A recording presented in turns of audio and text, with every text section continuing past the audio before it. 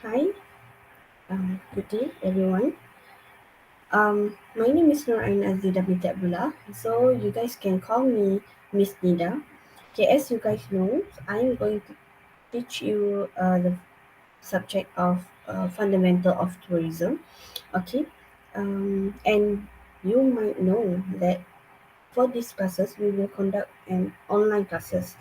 Okay, however, due to some circumstances, I will do a recording for you guys. Okay, so you guys can watch after this.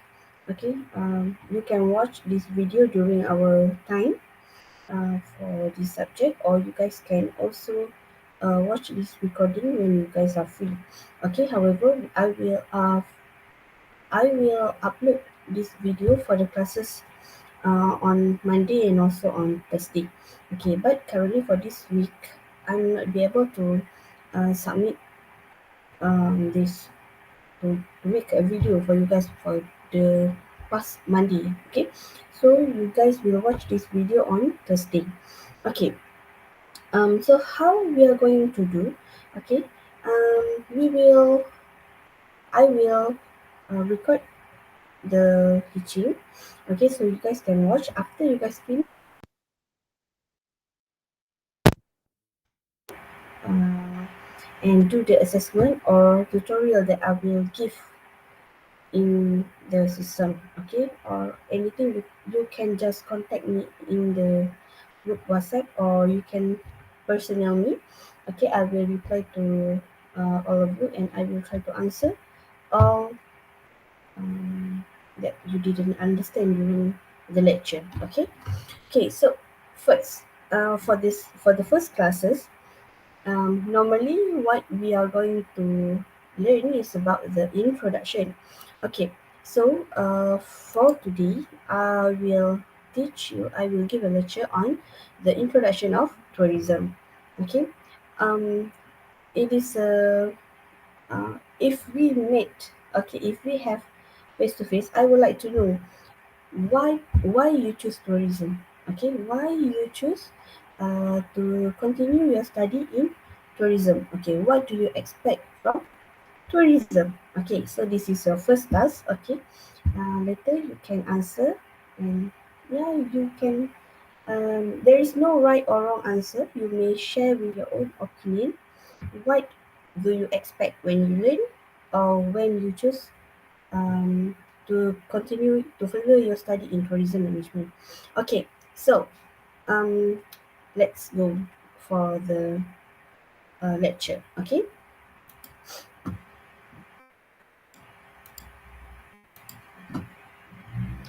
so first, introduction to tourism. Okay, so throughout these classes, you guys will, for the learning outcome, okay, in this chapter, we focus on the definition, the concept, and also the framework that underpin the study of tourism, provide you with the, okay, so you will learn the basic understanding of how tourism is defined, a comprehension of the issue associated with the academic and practical study of tourism as a concept, okay, an appreciation of the component which when combined comprise a conceptual framework for tourism, and also a history of tourism. So for the introduction, it might be a little broad because we will going through the history of tourism, okay, and then we will go more deeper in the into the conceptual of tourism. Okay, first, the history of tourism. Okay, so basically, I think all of you um, will think when we talk about tourism, we will think about traveling. Okay, so what is the history of tourism? How tourism being developed in this world? Okay, so as season change and animals migrate, people also travel to survive. Okay, first, people travel is to survive. Okay, at the early stage of humanization. Okay, so these early travelers move on foot. They were limited to quite small geographical areas. So normally, previously people travel by foot. So they cannot they are not be able to travel in the bigger area. Okay, so they are limited to quite small geographical areas. Okay, in this time, travel may but people by nature are interested. Okay, so travelers climbing a mountain and crossing river to satisfy their own sense of adventure and curiosity as they sought a glimpse of the unknown. Okay, so Phoenicians, Ormis, and also early Chinese travel for trade and military control. Okay, basically at the first beginning, they are just want to satisfy their own sense of adventure, and then they travel for trade or also travel from under military control. Okay, okay. So first we have the Empire era. Okay, so what does it mean by the Empire era? Okay, the Empire era started from the time of the Egyptians to the Greek and finally came to an end with the fall of the Roman Empire. Okay, so during this time, people began traveling in large numbers for governmental, commercial, educational, and also religious purpose. Okay, what does it mean? Okay, during the Empire era, okay, so people traveling because of the government, okay, and then because of the purpose of educational, the religious, they want to expand their religious, they want to expand their knowledge, okay, and then as centers of governmental activity, the city states become attraction in themselves. Okay, throughout this um, traveling and the government activities, all the city's area have become an attraction itself. Okay, so the city state have become the attraction. So starting from that, people will travel to the attraction places. Okay, okay. So this is the picture for the Empire era. Okay, so, factors that influence people to travel during the Empire era. Okay, affluent population with time and money to travel, safe and easy travel, widely accepted currency and widely use of language, legal system which protects personal safety. Okay, so this is the factors that influence people to travel. Okay, next, we have the Egyptian. Okay, as at its peak, the travel for business and pleasure flourished. Okay, travel to outlying cities was necessary. Okay, various amenities were offered to travelers. Day travel for pleasure and festival were held every year, and people used to travel to attend this festival. Okay, starting from the Egyptians. Okay, at first they are just traveling for satisfy their own needs. Okay, and then they start traveling for government, for educational. Okay, they have a purpose. Then when the city state have become the attraction places, people start to travel for pleasure and also to attend the festival. When there is a lot of people in some area, they will conduct a lot of festival. Okay, so this kind of festival will attract more people to travel to attend the festival. Okay, next, the Greek. Greek were the first who shaped the modern day travel. Pleasure travel was popular. What does it mean by pleasure travel was popular? Okay, so pleasure travel, traveling that makes you feel happy. Okay, pleasure. Travel was advanced by two developments. First, currency exchange.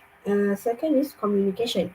So for currency exchange, Greek cities have accept foreign currency, making it easier for travelers. Okay, so for the Greek, they accept foreign currency. So people who travel to Greek do not have to exchange their money, okay, because the city itself accept the currency, so it easier for them, for other travelers to travel to Greek. Okay, so for communication, the Greek Empire covered the entire Mediterranean. Thus, the language was widely understood. Okay, because of the language itself, when people easy to communicate, so it will be more easier for people to traveling. Like for Malaysian, okay, so Malaysian and Indonesian using um, some sort of same same accent. Okay, same accent bahasa Melayu. We might have different some words that difference, but most of the times we can understand what Indonesian said, and Indonesian also can understand what Malaysian people talk. The language is there, so it's easier for us to travel to Indonesia because there will be no language barrier. Okay, rather than if we go to Japan, if we go to Korea. Okay, so we will have at least a language barrier. We cannot speak without any help, we cannot speak without any tools. Um so during that time, during this empire era, which is the Greek, um the language was widely understood, so people traveling because it's easy to communicate. Okay, and then they also provide all the amenities that are required. Okay, next we have the Romans. Okay, so the prosperity of the Roman Empire was reflected in the development of travel. The Roman include a large group of middle classes who had money and time to travel. They built excellent roads, transportation, and also communication system. They built rest house. Okay, starting from the Romans, the tourism industry has been more um expand. Okay, because during this time, middle class people have extra money and also extra time, so they have extra money to travel, extra time to travel. So what the Romans do is they build a road, a transportation and communication system. This will make uh, easier to travel. Okay, when we have excellent road, when we have proper transportation and also the communication system, so people will travel a lot. Okay, and then they build a rest house. Rest house, so people can rest at they know when they travel far from their house. Okay, they can rest at another place. Okay, so when the Romans built a rest house, it will create more tourism activities, traveling activities. Okay. Okay. Next, the Middle Ages and the Renaissance era. Okay. So the duration time for the Middle Ages, 5th to 14th centuries, and the Renaissance area, 14th to 16th centuries. Okay.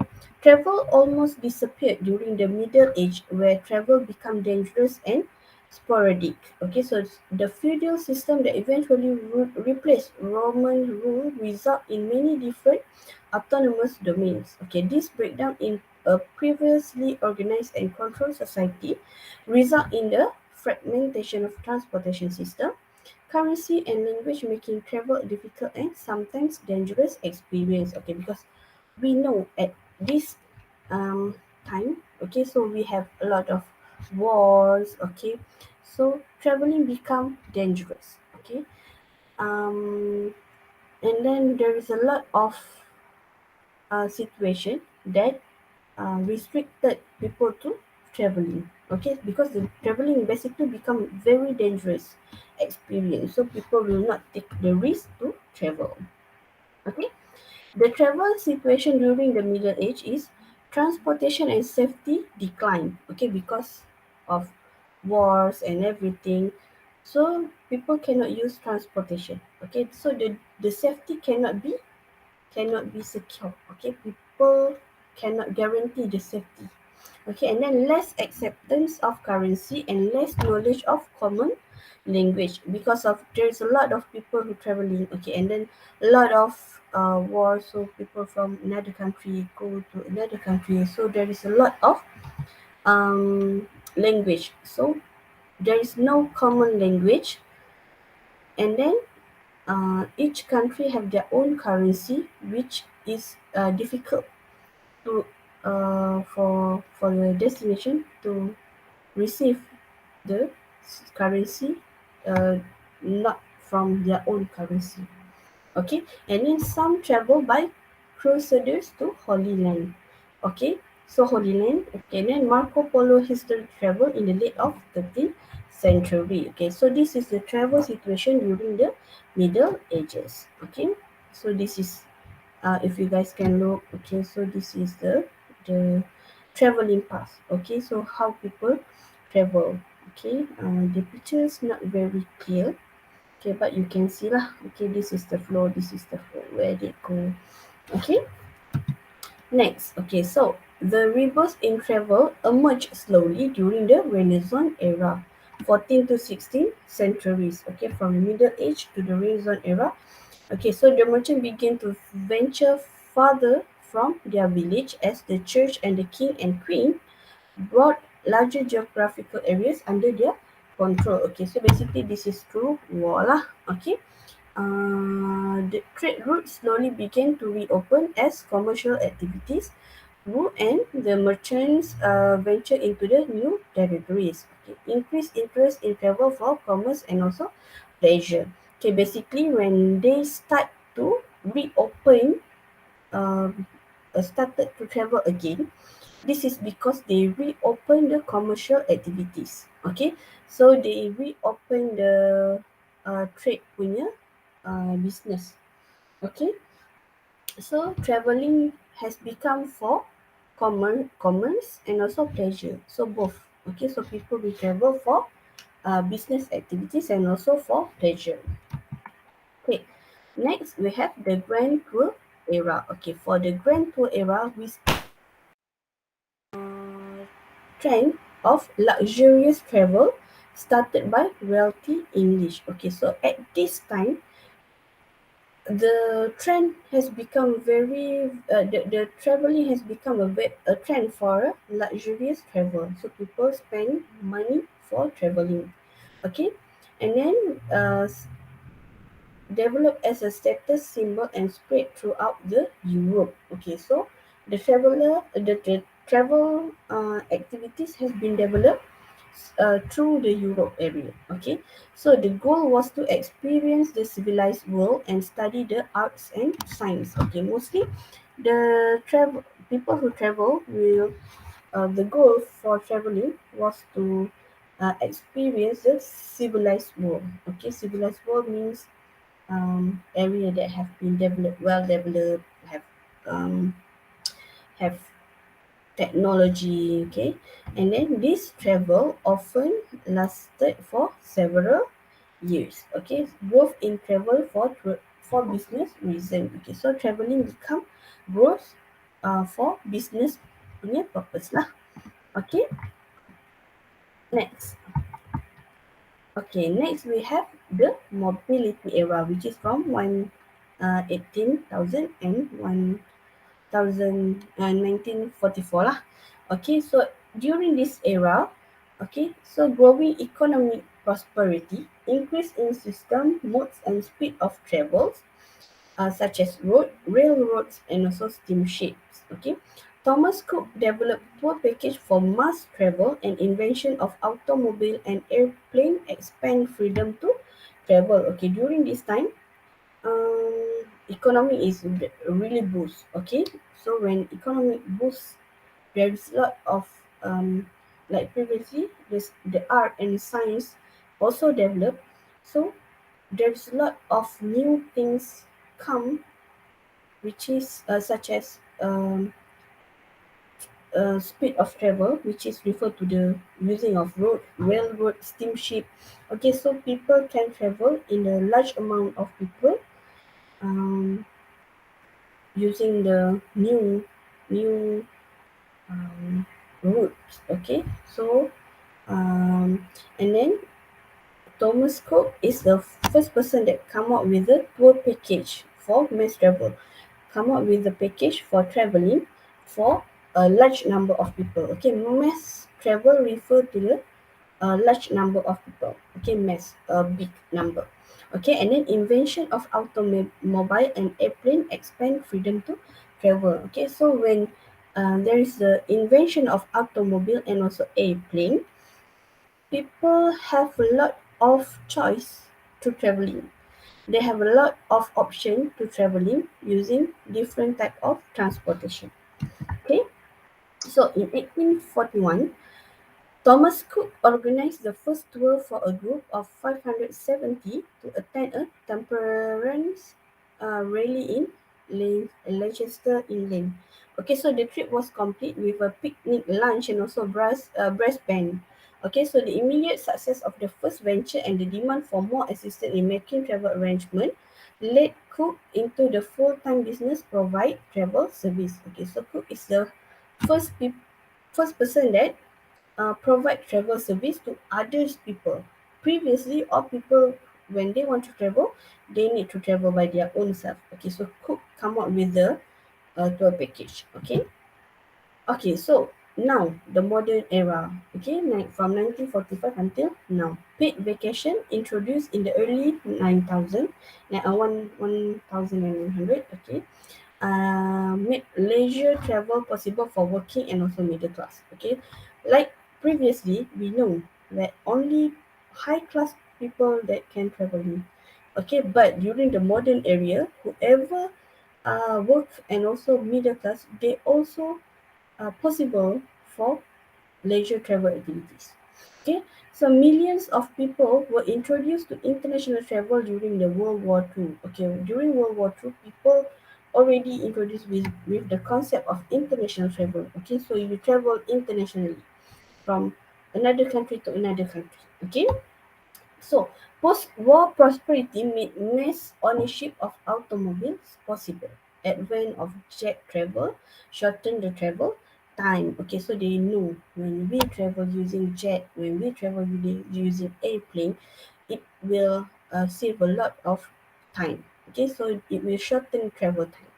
Time, money, safety, interest in travel led to unparalleled growth of tourism and development of the mass tourism. When people have time, when people have money, when people know there is a safety for them when they're traveling, they will travel.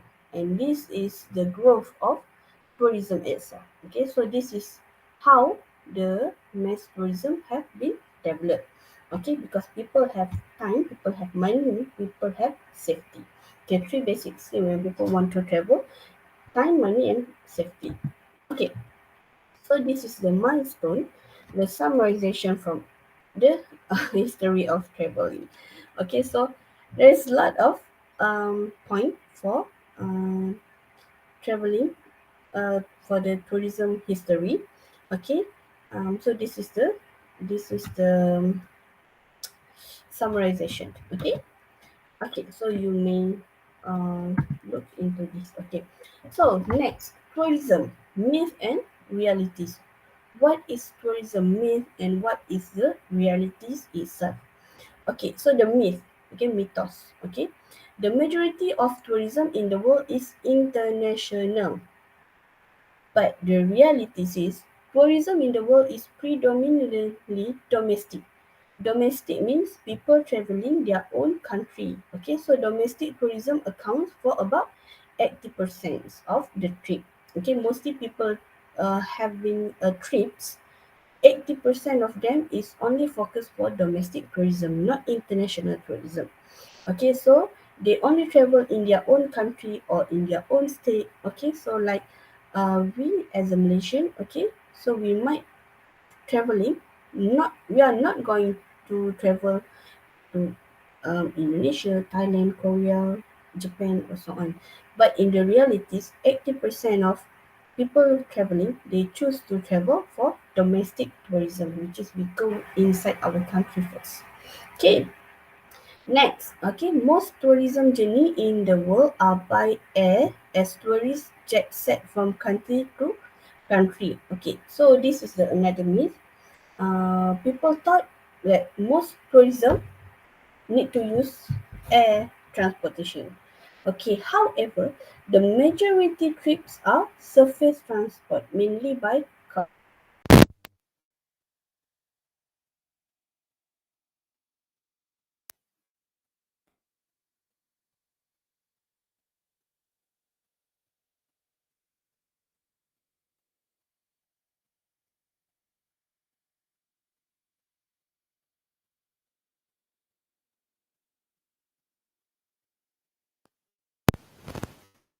Mm, camper van, caravan. Okay, so that's all is surface transport, which is you travel in the land area and also train also.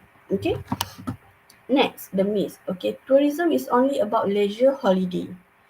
However, it is not only focused on leisure holidays. Okay, so tourism include all type of purpose of visit, including business, conference, education. You visit your friends and your family. It's also can be considered as a tourism activities. Okay, when you're traveling for business, yes, there is also tourism. Okay, you attend a conference, you study, go for study, you for education. So it's also a tourism. So tourism is not only about leisure, holiday.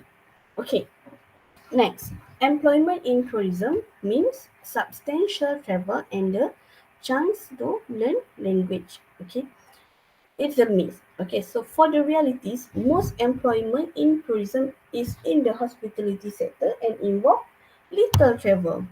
Okay, um, so most employment in tourism does not involve so much travel, and then you need to learn all the languages now. Okay, and then we have a large multinational companies such as hotel chains and airline dominate tourism. This is the myth. The reality is the vast majority of tourism enterprise is in every destination is SME. What is SME? SME is small medium enterprise. Okay, so most of the tourism enterprise in every destination are small medium enterprise. It's not hotel, it's not airline that dominate the tourism industry. Okay, okay. Next, tourism is a straightforward sector demanding little research or planning. Okay, this is the myth. Okay, the reality is tourism is a complex multi-sectoral industry demanding high-level planning underpinned by research to succeed. Okay, so we need to do a lot of planning to develop a tourism. Okay, so when we want to develop a tourism, we cannot simply okay, let's open hotel. Okay, just hire a contractor and then just build a hotel. No, we need to have a proper, complex planning to develop a hotel. We need to know the land structure. We need to know so many things. Okay, so the reality is to develop a tourism industry is a very complex and it involves a multi-sectoral industry. Okay, we need to involve many others industry to develop the tourism industry itself. Okay, I hope I'm not going too fast. If I'm going too fast, you need to pause. Okay, but I think I'm not going too fast. If I'm going too fast, then you let me know after this. I will try to slow down my teaching. Okay. Okay, so what is tourism? Ah, this is the our our important topic, our important um, uh, moment. Okay, so what is tourism? Okay, so this is the definition by UNWTO. Okay, so tourism. Tourism defined as the activities of persons traveling to and staying in a place outside their usual environment for not more than one consecutive year for leisure, business, and other purpose. Okay, so the key point here is activities of traveling to and staying in place outside usual environment. Okay, so the activities of you travel, you go to another place outside your usual environment and not more than 1 year, not more than 1 year, and it must be for leisure, business, and other purpose. Okay. Okay. What is tourism? Okay, so there is a four different perspective of tourism that can be identified. First, the tourist. Okay, so the tourists seek various psychic and physical experience and satisfaction. Okay, the nature of this will largely determine the destination chosen and the activities enjoyed. Okay, so in tourism, there is a perspective from tourists where tourists seek for experience and also satisfaction. Okay, usually it's normal people who travel, they want to experience the physical experience, and also they want to satisfy with the experience that they gonna through. Okay, so that they go for. Okay, they traveling to have the experience and satisfied with what they experience. Okay, next, the business providing tourist goods and services. Business people see tourism as an opportunity to make a profit by supplying the goods and service that the tourist market demand. Okay, so basically, people, business people, they see tourism as a opportunities. Okay, this is how they can make money. This is how they have a goods barang. Okay, they have a services. So they know through the tourism activities, through the arrival of the tourists, they can make a profit from their goods and also services. Okay, next, from the government and the host community area, politicians view tourism as a wealth factor in the economy of their jurisdiction. Their perspective is related to the income their citizens can earn from this business. Okay, they also consider to foreign exchange receipt from international tourism as well as the tax receipt collected from tourist expenditures either directly or indirectly. So the government can play an important role in tourism policy, development, promotion, and also implementation. Okay, so the third people is the government. First, we have tourists. Second, business. Third is government. So government, no. First, the politician view tourism as a income generation for the country, for the area. Okay, tourism can boost the economy of the area. Okay, they also know that through the income, the citizen in the area can also come up with a business. Okay, so when the role of government in this tourism activity is they will play important role in develop the policy, the development, the promotion, and they it can implement, and then they can collect the tourist expenditure based from the tourism activities. Okay, all of this is to boost the economy of the country. Okay, next, the host community. The host community refer to the local people.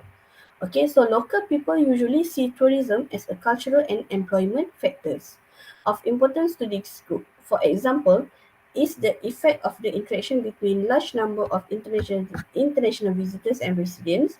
This effect may be beneficial or harmful or both. Okay, so the host community can see the tourism activities as the cultural factors. Okay, people come and learn our culture, or we teach we learn their own culture. That's why this may affect beneficial or harmful. Okay, because it can be harmful if they bring a bad culture. Okay, so we are being exposed to their bad culture. Okay, or either side lah, they learn the bad culture from us. Okay, so it can be beneficial and it also can be harmful. Okay, so for categories. Okay, tourism categories. Okay, tourism can be divided by four categories. First, international tourism, internal tourism, domestic tourism, and also national tourism. Okay, for international tourism, we have two types, which is inbound tourism and also outbound tourism.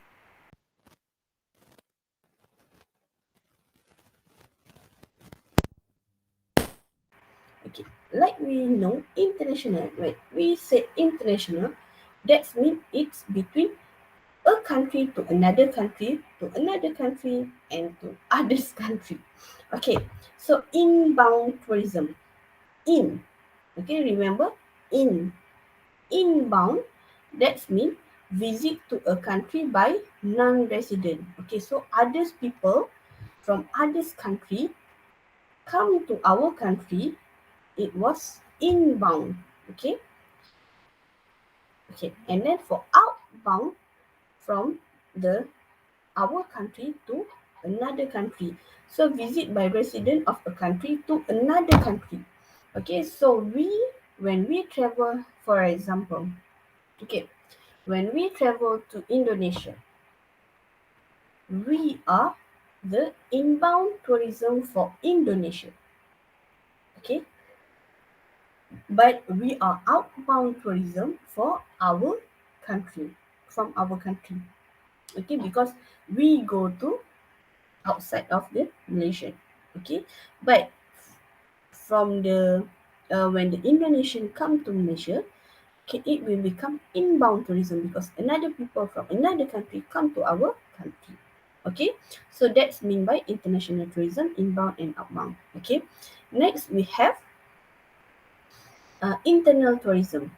Okay, so internal tourism is visit by residents and non-residents of the country of reference. Okay, for example, mm,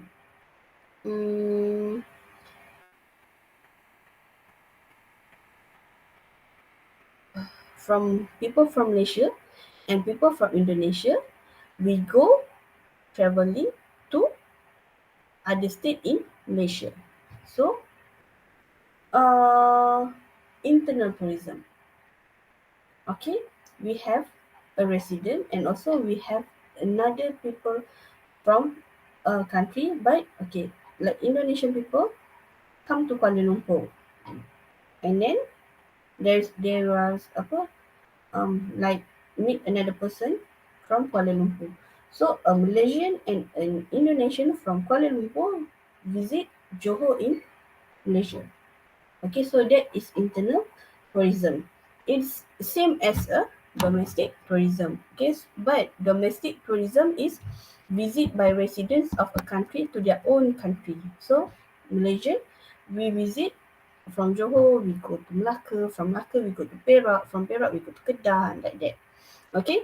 Next, we have national tourism, internal tourism plus outbound tourism. Okay. So for national tourism, from Malaysia and Indonesia, okay, we plus outbound tourism. Okay, the international tourism, we go to other country. Okay, it might sound same, but it's slightly different. Okay. Next, okay, so travelers terminology for tourism. Okay, so travelers also, all type of traveler engaged in tourism are described as visitor. Okay, visitor. Okay, we can um, classify the travelers as visitors and also travelers. Okay, so there is a international visitors, a person who travel for a period not exceeding 12 months to country other than the one in which they generally reside and whose main purpose is other than exercise of an activity remunerate from within the place visited. Okay, then we have internal visitor. Okay, international visitors just a people from another places to another place. Okay, same like international tourism. Okay, but international tourism refer to the activities. International visitors refer to the person itself. Okay, internal visitors, person who travel to destination within their own country. Okay, so if we go to the Indonesia, we become international visitor at Indonesia. But when we travel inside Malaysia, then we will become internal visitors for the traveling. Okay, okay. So, okay. All travelers are subdivided into two further categories. Okay, so just now we have this is the two type of travelers. Okay, after travelers, it also can subdivide it into two categories. Okay, so first we have same day visitor. Okay, this we have another terms for this same day visitors. Okay, later I will I forgot to put inside this. Okay, excursionist. Okay, we call it excursionist. It is a same days visitor. Visitor who do not spend visitor who do not spend for the night in a collective or private accommodation in the country visited. Okay, example, a cruise ship passenger spending 4 hours in a port or a day's trippers visiting attraction. Okay, so we only visit the place, mm, and we didn't spend the night at the place. Okay, so same day. We go at Monday and then we go back Monday also. Okay, so example, when cruise from Penang, traveling to Singapore. They arrive Singapore, all the passenger spend 4 hours at the area at the port, and then they go back to the cruise, and the cruise travel to Bangkok, for example. Okay, so they are only same days visitors at Singapore. Okay. Next, we have tourists. Tourist is the visitor who travel, stay in a place outside their usual environment for more than 24 hours and not more than 1 year for leisure, business, and other purpose not related to the exercise of an activity remunerated from within the place visited. Okay, basically, whoever traveling more than 1 day, less than 1 year for leisure, business, and other purpose, they are tourists. Okay, they can be considered as tourists. Okay, so this is the classification of visitors segment. Okay, this group of person are not included as a visitor at all. Okay, this is not a visitors, travelers, tourists. Okay, first we have transit passenger. Okay, transit passenger that from for connecting flight. Okay, for example, I want to go to New York. Okay, so but the flight stop at um, Japan for transit. Okay, so I need to change uh, airline at Japan. So I am not being considered as a visitors because I only stop at Japan for transit. Okay, and then we have immigrant. The army who are work at the borders, they are not a visitors, and also the ambassador for each country. Like we have a Malaysian ambassador at Singapore, Malaysian ambassador at Japan, but they are not included as a visitors, okay, because they are working. Okay, so the ambassadors, they are not visitors. Okay, next, purpose of travel. Okay, we have business, visiting friends and relatives. Okay, so this is you may read. Okay, so there are primary activities for business such as convention, consultation, inspection, and then we also have secondary activities: dining out, recreation, shopping, sightseeing, VFR. Okay, VFR, visiting friends or relative. Okay, melawat lah. Okay, like you want to meet your family, you go back to your village, hometown to visit your relative, or you go to Kedah to visit your friends. Okay, so the primary activities was socializing, dining in, home entertainment. Okay, so this is the secondary activity. Okay, so tourism as a concept. Some common concept of tourism are as follow. Tourism as a social system. Okay, although tourism is an individual human experience, it is usually shared with other people. A tourist is a person from other culture. She or he does not belong to visiting society. They come in contact with local people and social institutions. The socialization process may be short, informal to intense interpersonal interaction. Friendship may be formed or conflict may be created. Okay, so this approach tries to study tourism from social perspective. Okay, so tourism is a as a social system because when we travel, we will meet new people at a new place. Okay, so this is a human experience. Okay, this is the individual human experience for each of the travelers. Okay, so they need to blend with the society. Okay, they need to socialize with however they can. Okay, they can also create a friends. Okay, but they also can create a conflict. Okay, so that's why tourism can be classified as a social system. Okay, next, tourism as geographical phenomena. Okay, tourism is studied as a relation between two places, origin to destination. In this concept of tourism, travel from the origin to a destination is an inherent and distinctive characteristic of tourism. For participation in tourism, a person must travel certain distance from normal place of residence. Okay, so tourism management is to link two places.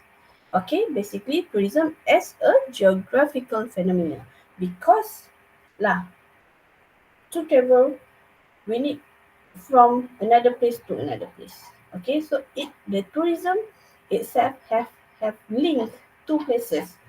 Okay, so that's why it can be accepted as a geographical phenomenon. People traveling from Asia to Europe to Central America to all around the world. Okay, so this is as a geographical phenomenon. Next, we have tourism as a resources. Okay, so many communities, local government, and even central government prefer to define tourism as a resources. Okay, so the most common saying is that a tourist brings money. Their tourism management is related to revenue management.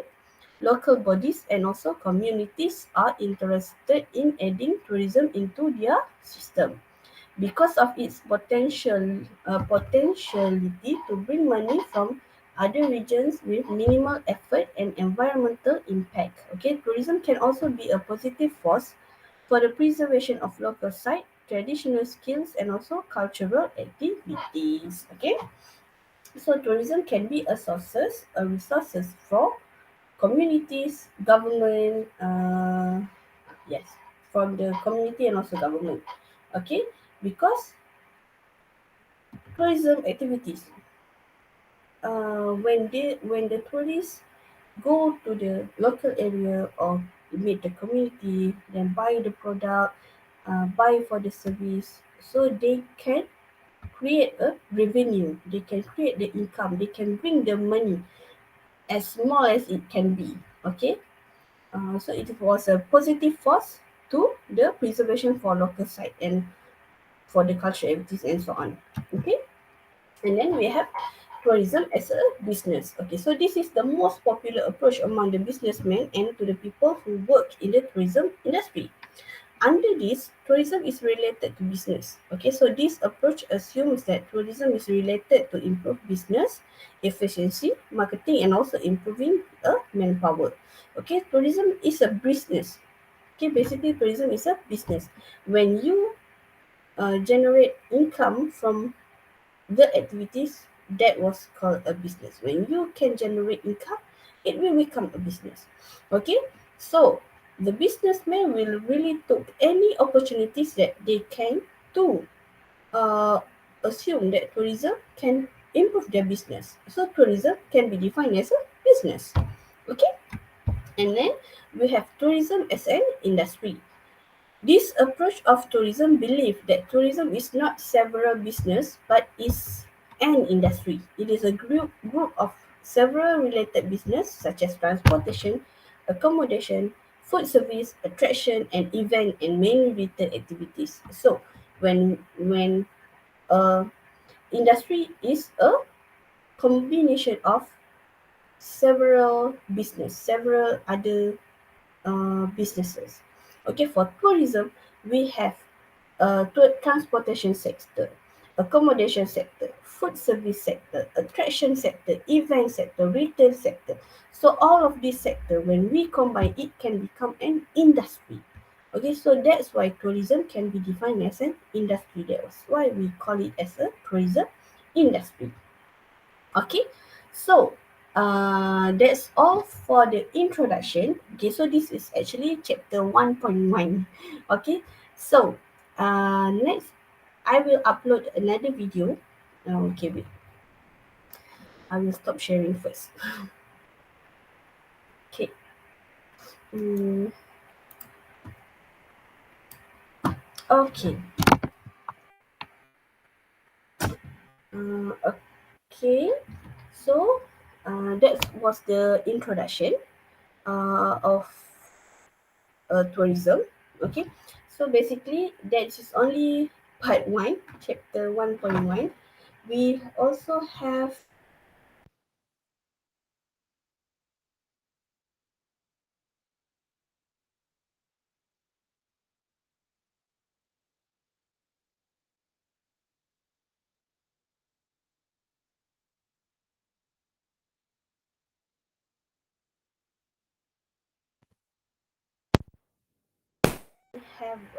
to answer some question. I will post the question, and then you can answer the question, and then you can submit to me. Okay. Please be when you want to contact me, just contact me anytime, except for night. Okay. Just contact me when you need. Okay, during our timetable, our class pun okay. It's okay for you to contact me if you want to know anything, if you want to ask me anything. Okay, so I'm open to you. Um, so I hope I'm not too fast, but if you think that I teach too fast, please tell me so I can improve in our next class. Okay, so I will slow down a bit. Okay. So I hope you guys can understand. Basically, introduction is just introduction, theory, the fact. Okay. But if you want to know anything further, if you want to ask anything, if you want to discuss with me anything, just feel free to text in the group. Okay. We also can have a discussion inside in the group WhatsApp. Okay. Which one that easy for both of you. Okay. So I think that's all for now. I will upload the task, or I think you already saw the task. Okay, so please answer the activities and get back to me after this. Okay, so that's all from me. I really hope that we can meet. We can having a online discussion. Okay, so yeah, just let me know when you want to have a discussion. Also, we can have a discussion. Okay, so that's all from me now. See you guys in the next class. Okay. Okay. Bye.